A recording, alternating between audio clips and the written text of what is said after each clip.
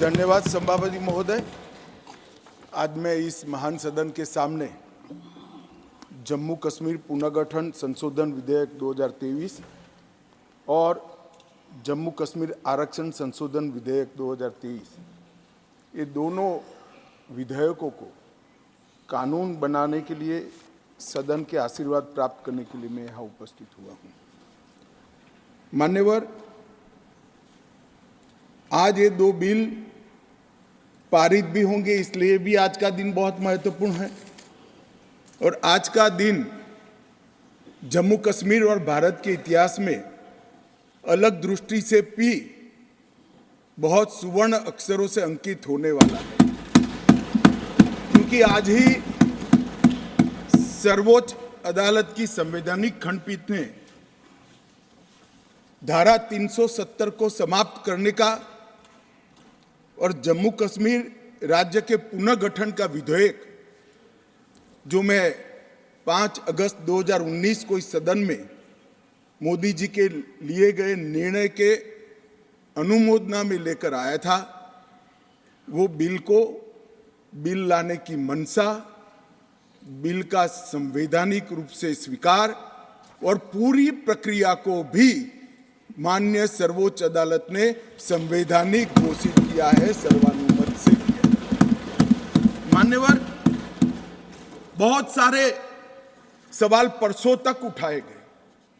परसों भी लोकसभा में कहा गया कि ये बिल अभी लंबित है, क्यों जल्दबाजी में ला रहे हैं, सुप्रीम कोर्ट न्याय करेगी, आपको राह देखनी चाहिए। मान्यवर, ये सारे स्टैंड जो थे वो न्याय के लिए नहीं थे। नरेंद्र मोदी जी ने जो निर्णय किया था वो निर्णय को लंबित करने के लिए थे, उस इरादे से किए गए थे। मान्यवर, आज निर्णय कर लिया सुप्रीम कोर्ट ने, और ढेर सारी चीजों को जो भारतीय जनता पार्टी 1950 से बताती थी, और कांग्रेस, विपक्ष और विशेषकर कम्युनिस्ट भाइयों का हमेशा से हम पर आरोप था कि राजनीतिक बातें आप कर रहे हो, इस सारी चीजों को आज सर्वोच्च अदालत ने अमली जामा पहना दिया। न्यायालय ने माना कि जम्मू कश्मीर के पास कभी भी आंतरिक संप्रभुता नहीं थी, जो हमारा कहना था। उन्होंने कहा कि भारत के साथ ट्रीटी के कारण भारतीय संविधान के बाहर राज्य को कोई आंतरिक संप्रभुता नहीं मिलती है, इस बात को सुना। मान्यवर, न्यायालय ने माना कि अनुच्छेद 370 एक अस्थायी प्रावधान था, इसमें कोई शंका कुशंका नहीं है, ये संवैधानिक सत्य है कि धारा 370 अस्थायी समाधान।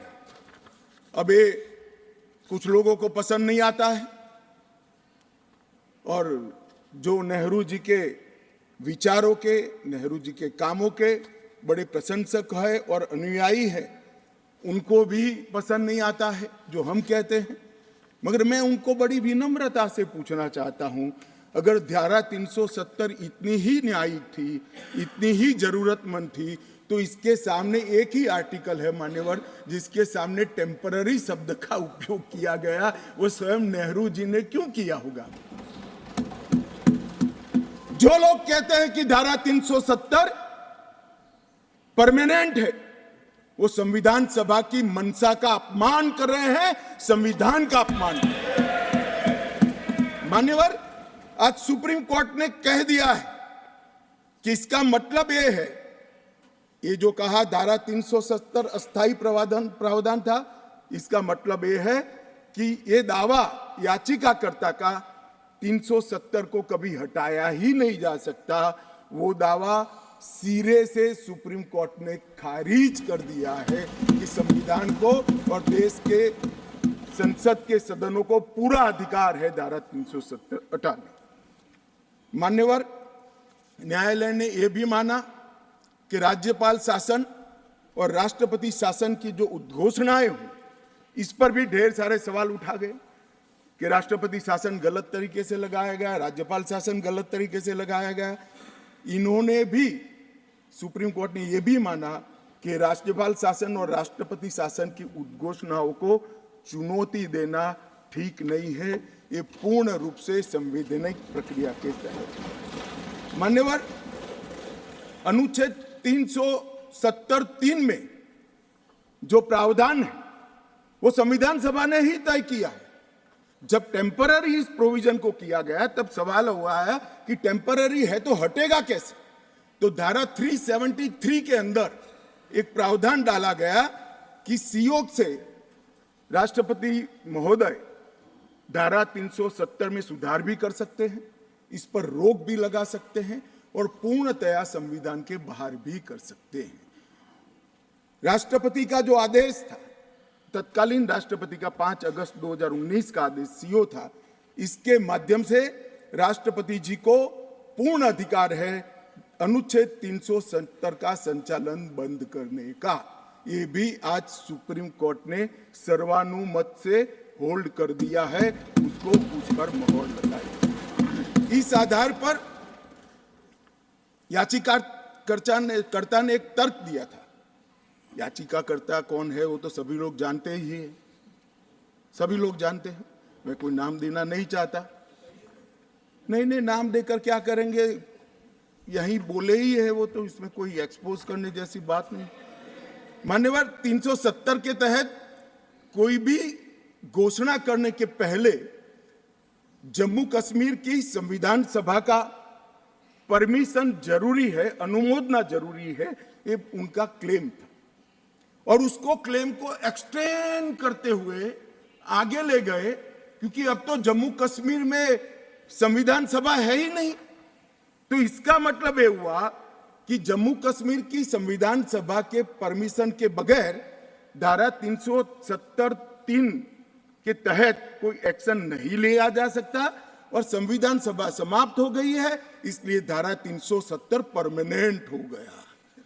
मान्यवर, ऐसा आर्गुमेंट मैंने मेरे जीवन में भी, मेरे 5 धाराशास्त्रियों को पूछा कि मेरी समझ में कोई गड़बड़ है या ये डिमांड कोई गड़बड़ है, कि डिमांड तो गड़बड़ है ही है, ये आर्ग्यू कर रहे हैं उनकी समझ में भी बड़ा प्रॉब्लम है।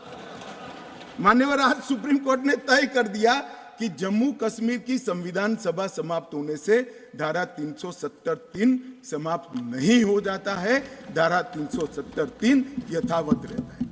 मान्यवर, न्यायालय ने यह भी माना कि धारा 370 के तहत मिली हुई शक्ति का प्रयोग करते हुए राष्ट्रपति महोदय एक तरफा सूचना जारी कर सकते हैं, जिसको संसद के दोनों सदनों का सादे बहुमत से अनुमोदन चाहिए। ये भी आज सुप्रीम कोर्ट ने मान लिया। जो कहते थे कि राष्ट्रपति महोदय का सीओ ठीक नहीं है, आज उसका भी जवाब माननीय सुप्रीम कोर्ट ने दे दिया है। मान्यवर, उपयुक्त बिंदुओं का